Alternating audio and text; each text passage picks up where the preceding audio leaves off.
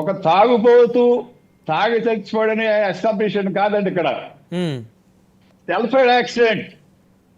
ఆయన బండి 3 సార్లు యాక్సిడెంట్ చేశారు, 3 సార్లు తాగారు, మొత్తం అన్ని కూడా ఒక 100 మందిని ఎగ్జామ్ చేశారు, 300 సీసీ ఫుటేజ్ అన్ని కూడా ఎస్టాబ్లిష్ చేశారు. ఇవన్నీ కూడా దేనికంటే మన క్రైస్తవ సోదరులు ఆయన హిందువులు కానీ ముస్లింలు కానీ హత్య చేసి ఉంటారు, ఎందుకంటే ఆ మతాల్ని ఈయన కించపరిచారు కాబట్టి అనేది వాళ్ళు ఆరోపణ.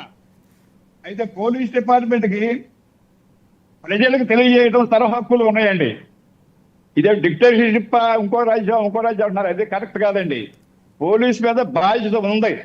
ఎందుకంటే ఆ గ్రూపుల మధ్యన వైషమ్యం మీద పెరిగినప్పుడు కానీ, కక్షలు పెరిగినప్పుడు కానీ, ల్యాండ్ ఆర్డర్ ప్రాబ్లం వచ్చినప్పుడు కానీ, ఇది మత సామరస్యాన్ని కాపాడటం కోసం ఓకే గ్రూపులన్నిటి కూడా శాంతిని పంచడం కోసం